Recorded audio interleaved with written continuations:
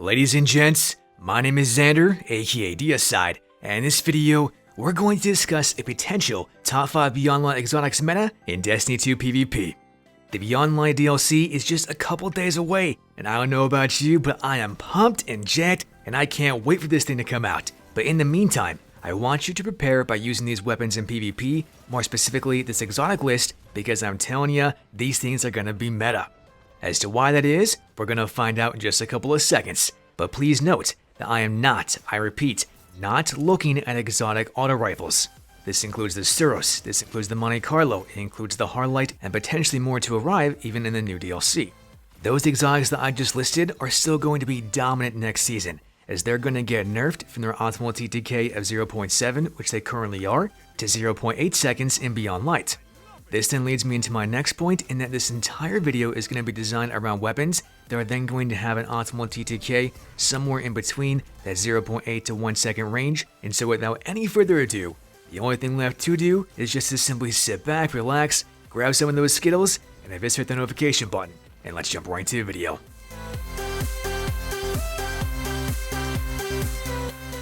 Arriving in the number 5 spot is an OG exotic from way back in the days of Destiny 1. It was actually dominant, aka the meta in Destiny 2 Year 1 as well back in Trials, and as I'm sure that you already guessed, that beauty is known as the Mida multi-tool. There's a couple reasons why this thing made the number 5 spot, and the first one being is that for scout rifles, every single scout rifle in this entire game come Beyond Light is going to get a massive buff, in particular an aim assist buff, and it's then going to increase the cone at which you can actually miss more shots, and in reality thus actually have them land. This holds true not just for the Mida, but also for the J-Rabbit, and although the J-Rabbit has an optimal TTK at 0.8 seconds, the Mida multi-tool has one that's just a little bit worse than that at 0.9 seconds. However, as soon as you become charged with light, you can then decrease the weapon's TTK to 0.6 seconds, and it can do this with just 3 critical headshots. As you guys can see everything that I've just said right there on screen, you're going to notice that the information on the left is done with a Guardian at 10 resilience, aka 201 points of health, whereas the charged with light stats on the right is done with a Guardian at 7 resilience, aka 194 points of health. Now comes my second point as to why the Mida is such a severely underrated weapon, and why I made the number 5 spot, is because whenever you're using this beauty, you're always going to have radar active, and that's just mind-boggling.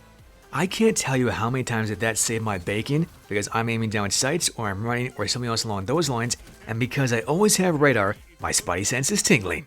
If those were enough reasons as to why you want to use this Mida multi-tool, I can already tell you one more thing, and that is that if you're going to use it in conjunction with the Mida mini tool, oh boy, now we're going to have some crispy, juicy, and oh so spicy shots up in here, because that bad boy is about to have kill clip on the wonderful SMG. You heard me right. I said that kill clip was now going to be an innate perk on the Mida mini tool, and that's all going to happen in Beyond Light. But what I also want you to know about the SMG is that its optimal TTK is at 0.67 seconds. Not too shabby if I would say so myself, but it gets even better, because when you become charged with light, it then goes down to 0.57 seconds. Remember, that's on your very first kill, and you don't need to have kill clip procced, but when kill clip is procced, oh yeah, now we're going to annihilate, decimate, and eradicate every single Guardian in our path, as that's then going to have an optimal TTK at 0.5 seconds. Hold on, I know it gets even better, because when you happen to become charged with light, and you also have kill clip procced on that Mida mini tool, it's then going to have an optimal TTK at 0.4 seconds. Oh my goodness, how much more could you possibly ask for in a combination? It's going to be amazing, my friends. And for those many reasons, this combination makes the number 5 spot, but also let's not forget that when you use these two things together, you're also then going to get a speed increase, and that can come into play in a wide variety of scenarios, making you act just like the Flash. Making itself known in the number 4 spot is a long-forgotten pulse rifle that can make you feel as if you're soaring above the clouds, and it's called the Vigilance Wing. Of all the weapons on this entire list, this one actually has the fastest TTK come Beyond Light, and the reason why this is because remember, those 600 rate of fire auto rifles, aka the Suros, the Monte Carlo, the Hardlight, they're all going to get nerfed to have an optimal TTK at 0.8 seconds. But to you I ask, what does this Vigilance Wing have? You guessed it, 0.77 seconds as an optimal TTK. I got a hunch you're gonna say, but Xander, that's only 1 frame faster than the other weapons that you just mentioned. And to you I say, you're correct. But what happens when this thing is charged with light? It goes down to an optimal TTK at 0.63 seconds. I don't know about you, but I find that to be very, very enticing. And also remember that you don't need a single kill to get those kinds of TTKs, and for that fact alone, it's spectacular. But just so that we're all on the same page, here's the information that I've just said right there on screen. Take away from this 2 things. Number 1, the resilience on the left is with a Guardian at 10 resilience, aka 201 points of health, whereas the resilience on the right is at 9, aka 198 points of health. The second point that I want to make is that it's not going to make a single difference for which one of these 2 things that you're actually looking at, because regardless, they're both still going to need exactly 2 full bursts to actually down somebody. Granted, one can actually miss more shots than the other, but also keep in mind that these pulse rifles can't just fire 1, 2, or 3 bullets, and it has to fire all 5 bullets in the burst to make this Vigilance Wing work, and in the process make Saint 14 a very happy Guardian. And having said this, you may or may not be convinced to use this thing, so I got 2 more facts that this thing has that can make this thing very, very viable in PvP, not just in quick play, but potentially in trials. The first one is Harsh Truce. And 6v6, I was proccing this perk all the time because it states, when nearby allies are killed, you gain health regeneration and increased movement speed. For somebody like myself who runs 10 mobility and 10 resilience, I found this to be vital to have because I have absolutely no recovery. But the second thing that also might come into play, especially in trials, is the Last Stand perk. And that perk states that it's going to improve the weapon's performance greatly by increasing recovery when its wielder is the last living member of a fire team. In other words, this thing's going to do phenomenal in 1v3 situations. And so in having said all this fluff cabbage shenanigans, don't count this Vigilance Wing out because I'm telling ya, it's definitely going to become meta and catch many Guardians off by surprise, saying peekaboo, I got you.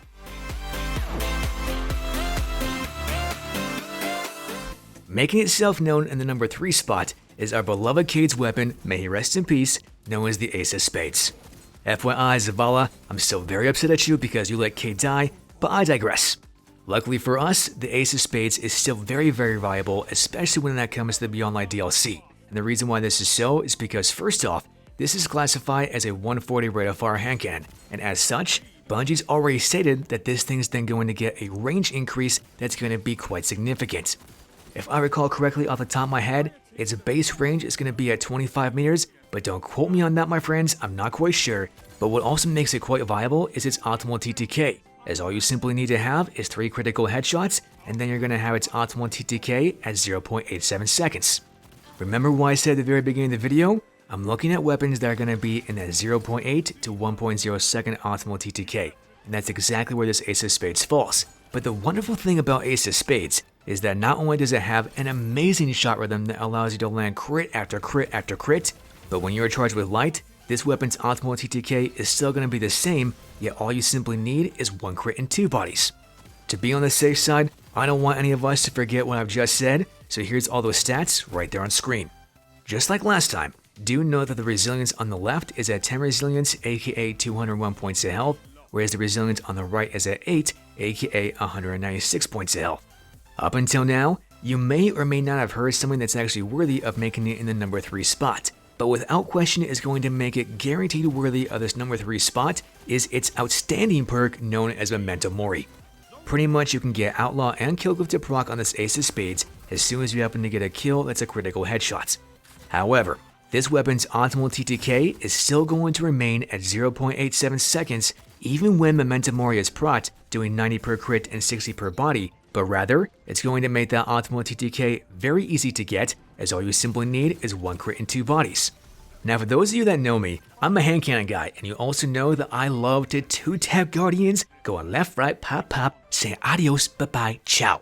And so with this Ace of Spades, it can actually do that as long as you happen to have Memento Mori proc along with it being charged with light. When this is the scenario, all you simply need is 2 critical headshots to get an optimal TTK at 0.43 seconds, doing 108 per crit. Cha-ching! Now that's what I'm talking about, baby. And just so that you guys can see everything that I've just said, there it is right there on screen. Now don't worry, there's actually a second hand cannon that can 2-tap that's made this list, but we're going to get into that in just a couple of seconds, and it 2-taps in a very, very different manner. But to find out what that is, we got to get to our number 2 spot, and lo and behold, drumroll please.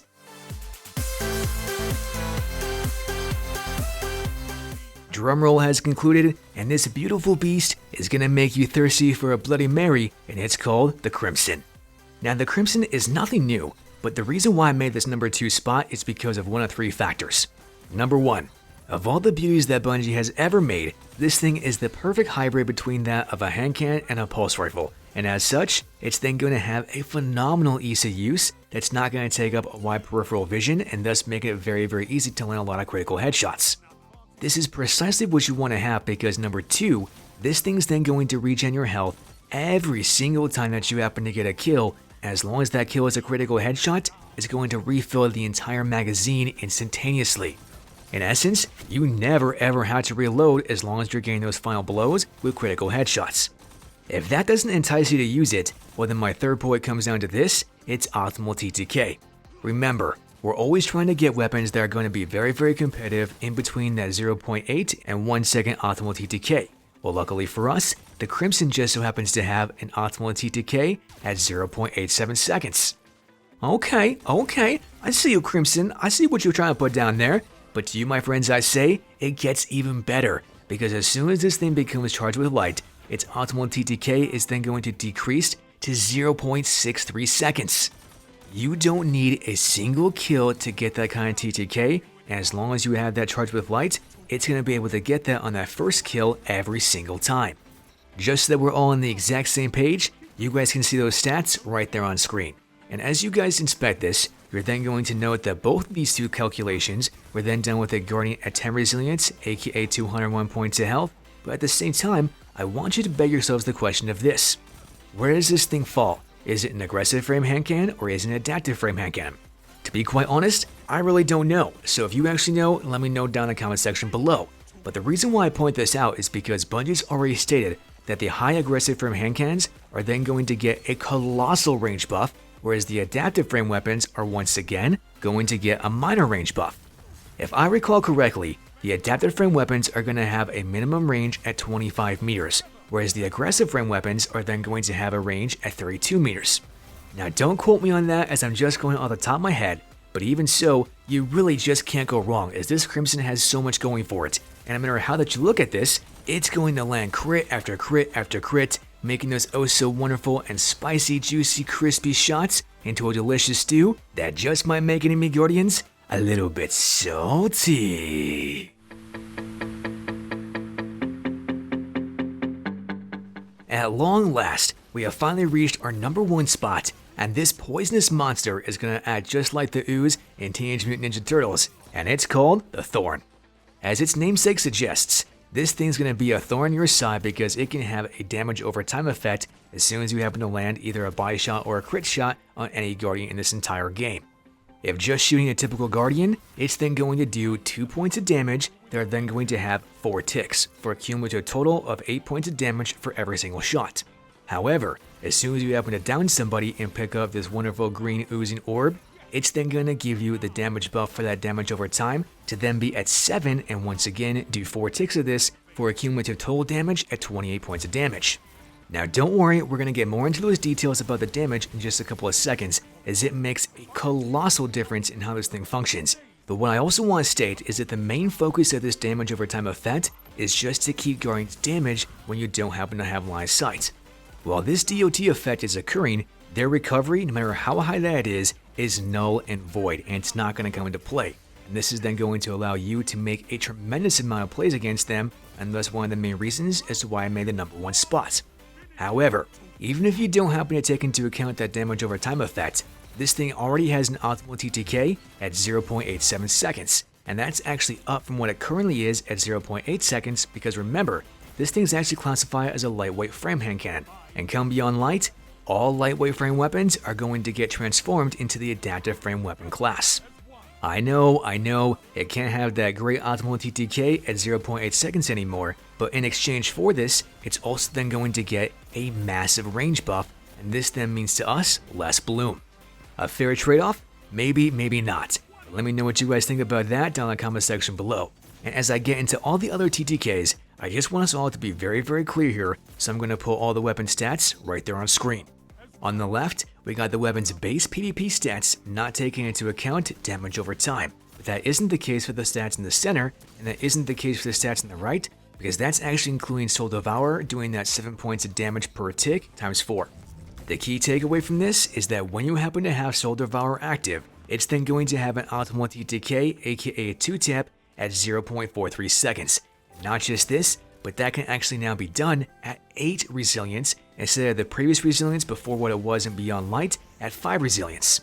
This leads me to a little bit of a sidetrack, but this is why I say that resilience is going to matter. If you're looking for one of those videos explaining this, not just for auto rifles, but for shotguns, and now including this Thorn, then you gotta check that out ASAP. But it also holds true for when this thing is charged with light, and in that case, it makes it even more pivotal. Just to make this as easy as possible, I'm gonna put all those charged with light stats right there on screen. And what you're going to notice is a couple of things. In going from left to right, this weapon gets easier and easier to use because its leniency to actually land more crits and still down somebody who's down. With this in mind, look at that Soul Devourer plus Charged with Light on the right hand side in that final column. What you're then going to realize is that this weapon's optimal TTK is not only at 0.43 seconds plus that damage over time effect taken into account, but it's only going to need 1 crit and 1 body to obtain this at a resilience of 8. This then means to you that if you're not running a 9 resilience or a 10 resilience build, this Thorn's gonna 2-tap you left and right, and you're gonna be like, what the heck is going on? And not just that, but your recovery is gonna be null and void because once again, this thing has damage over time and you're not gonna be able to utilize that recovery at all. If you don't want that to happen to you, then make a resilience build this very second, because if you don't, this thing's gonna leak so much gamma radiation that I'm gonna turn into the Hulk and say, Hulk smash!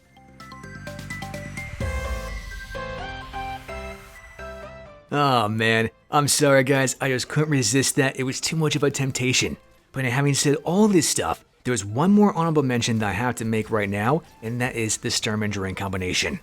Remember, the Sturm is a 110 now going to be a 120 hand cannon, and as such, I believe it's then going to have an optimal TTK at exactly 1 second on the dot. However, just using the Sturm and becoming charged with light, it can then 2-tap you at 0.5 seconds. Now if that wasn't enticing enough, when you use this thing with the Drain, you're then going to get that overcharge round. And once again, the Sturm without being charged with light can actually 2-tap you on a very frequent basis. Still not convinced to use the Sturm and Drain? Well, let me say this.